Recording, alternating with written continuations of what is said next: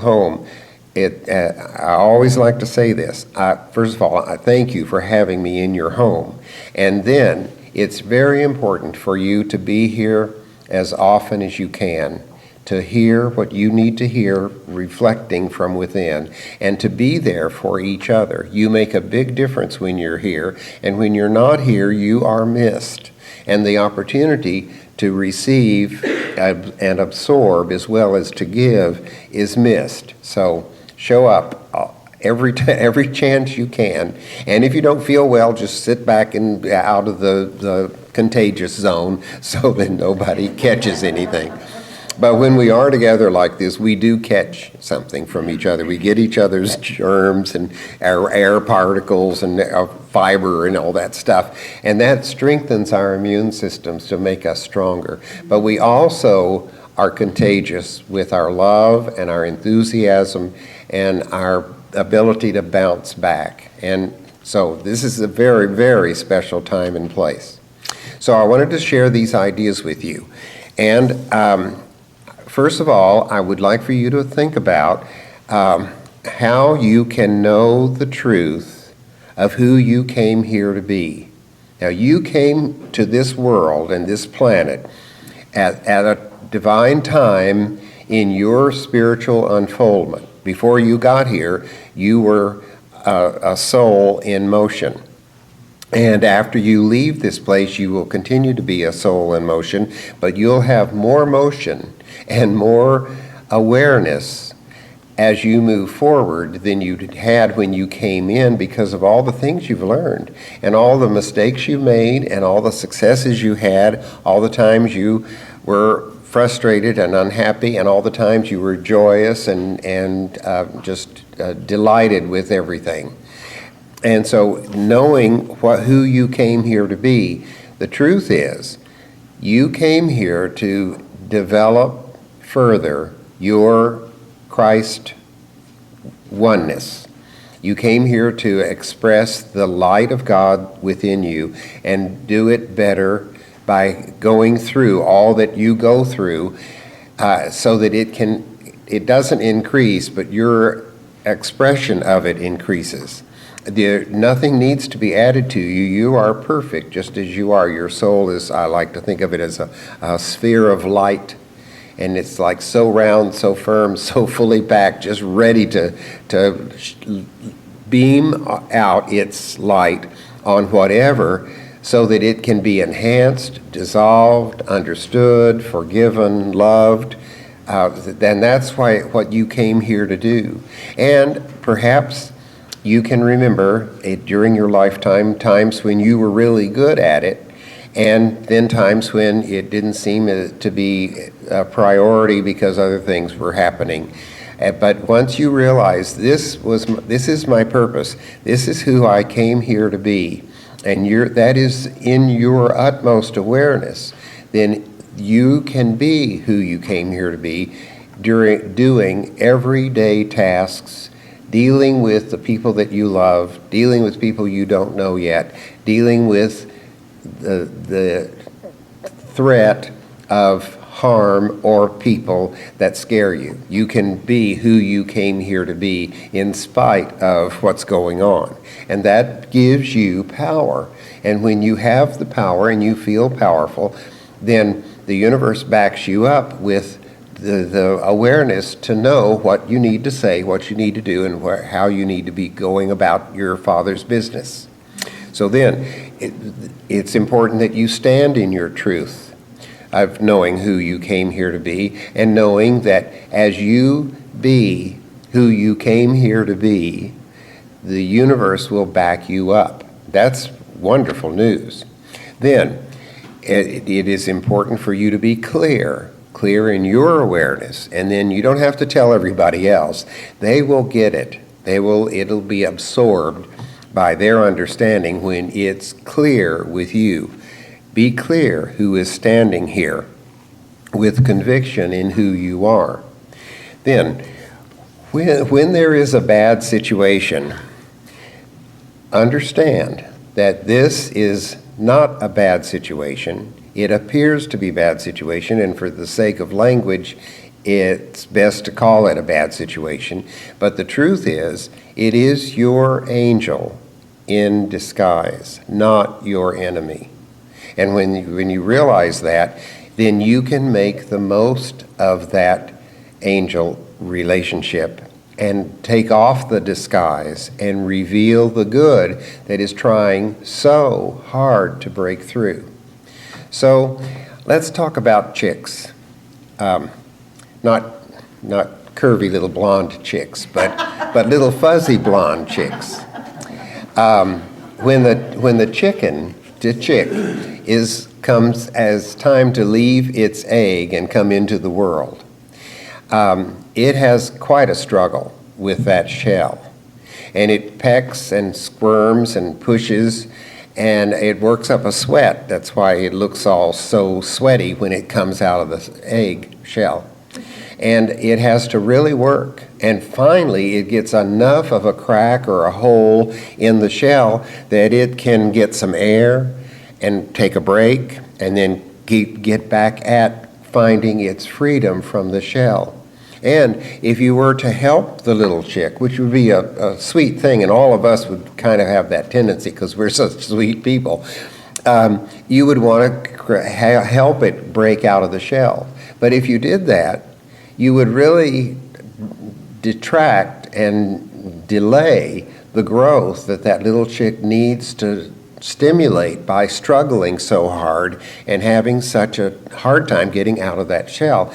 It is strengthening the little chick so that it can grow up to be a wonderful chicken dinner someplace.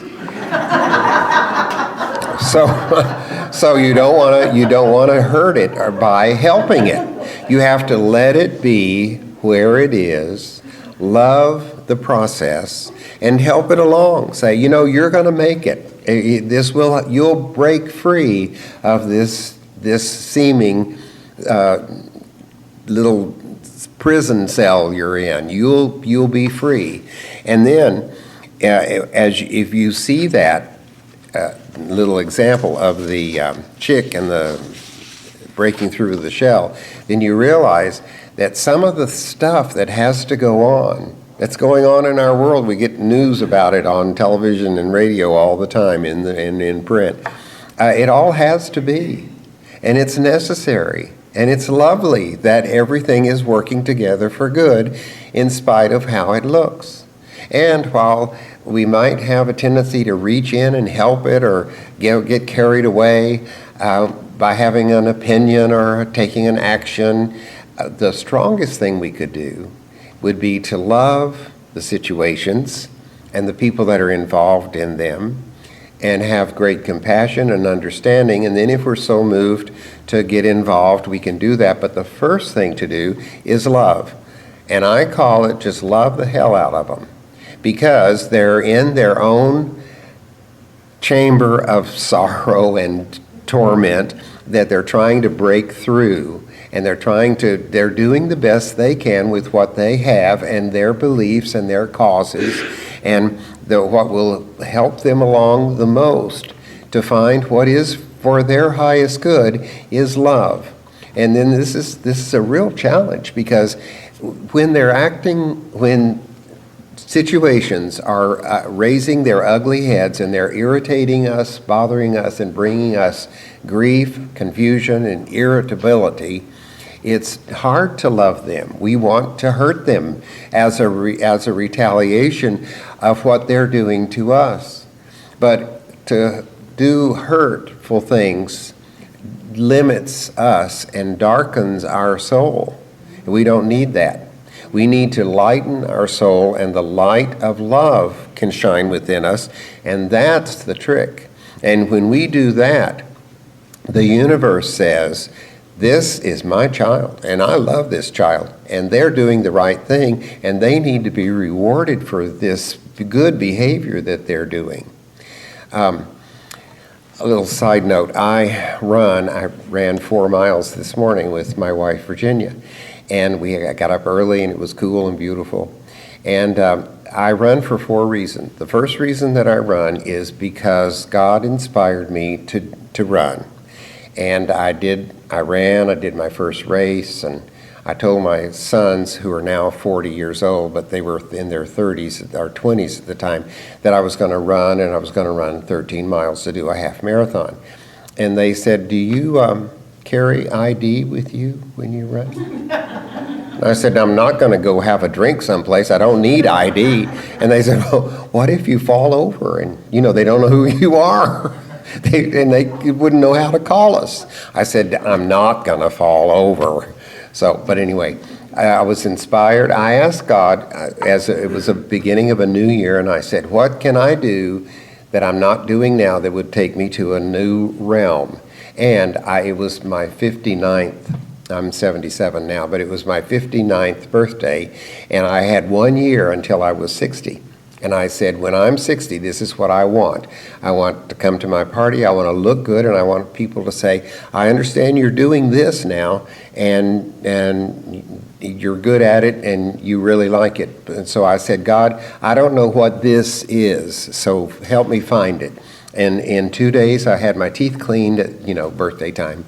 And the hygienist told me about a race that she was just in, and that started me. And so I race, and so the number one reason is to follow the guidance that God gave me. If I do that, there'll be more guidance. But if I don't do that, the flow of guidance says, well, I gave you this idea, but you didn't do it, so why give you another one unless I really know you're really going to follow through?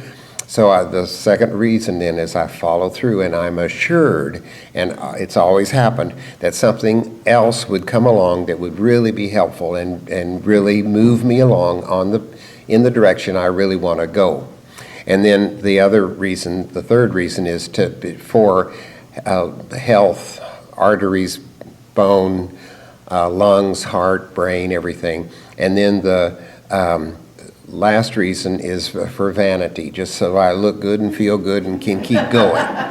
So I got all the bases covered. So when we see something that is disturbing, an alarm should go off with us. And in our brain, that alarm is called the amygdala, and it is meant to help us fight or flight, as if we were in a cave, and a cave, as cave men and women, and something approaches us, we either fight or we run.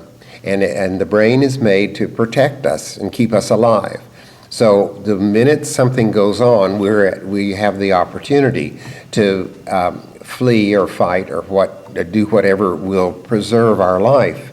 Well, when something comes up that's in our world that is painful or bothersome, scary or rude or unkind or unloving or mean, we should find the button within us to push to say, you can't do that to me because I'm more powerful than you, and you're over there and I'm over here. I know where I stand.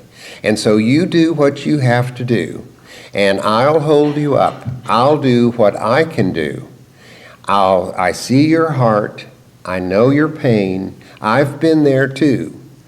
I will hold you high and see the good in you. And this is what I will do because I believe my love belongs to you.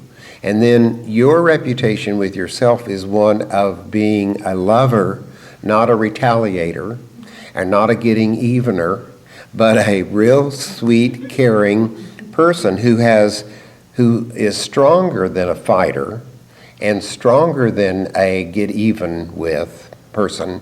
If you're going to get even with the people that done you right. Get even with those teachers, those inspirational friends, those parents, those schoolmates, those classmates, those people in your neighborhood that are doing the right thing and are helpful. Get even with them and be on that level instead of on some lesser level.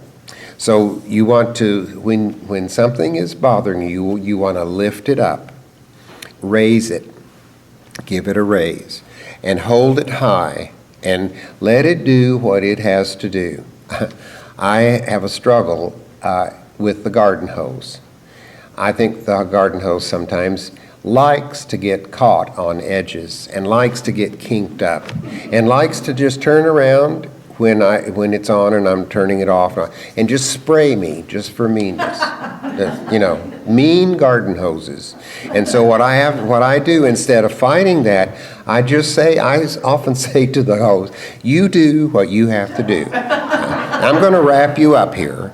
And in the wrapping, it just gets twisted around because it's going in a circle, and it came out of a circle. So I let it do what it has to do. And when you are dealing with a person and they're unpleasant, if you could see their heart, you could understand that no one sees their heart. No one sees anything except the static that they offer, and they react to the static with more static. So that person never gets any love or appreciation or acceptance or understanding, which just makes them meaner and uglier and ruder and more unkind all the time. And if someone saw the love, saw their heart, instead of their actions that are unpleasant, if someone saw their heart, they would know that that person was seeing something in them that was special and that no one else saw. And maybe that may detract them for a moment so that the love could wiggle in there and make a change in them, or else make them have a change in their reaction to you. Well, I'm just not going to be mean to them like I am everybody else because I did that. I just don't feel like it. So you see their heart and you thank them for the part they have to play and the education and the inspiration that they bring you with their own uniqueness. And then you know their pain, and love will help heal that pain. So what I would like to ask for you to look at is, what is the powerful story that you carry around that seems to hold your spirit down? It would be good to know, what was your painful story, powerful story that held your spirit down? How did you do? And you know that story because you told it over and over so many times. You didn't even have to, you could go at it in the middle or from the beginning or play it backwards. You knew it. And everybody else knew it too. And they didn't like it. They didn't want to hear it anymore. And some of them just kind of moved away and backed off because here they come. And we know what they're going to talk about. We know what their story is. We've already heard it. But if we could say, I'm not going to tell that story anymore. I'm not going to tell my story anymore. To me, I'm going to sing my new song. I'm going to talk about the things that are going right. I'm going to talk about how wonderful life is right now and how happy I am to be this old and know this much and have sense enough to look at the stuff that goes on and know that everything's working together for good. And I just can't wait to see how this turns out.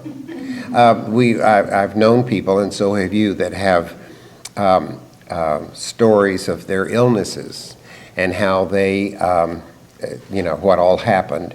And they talk about things that are just very easy to visualize but unpleasant, like blood and surgery and operating rooms and doctors with masks on, and how it was so close. And if they go on long enough and they've told it often enough, they'll show you parts of their body that only doctors and nurses have ever seen before. So the scar,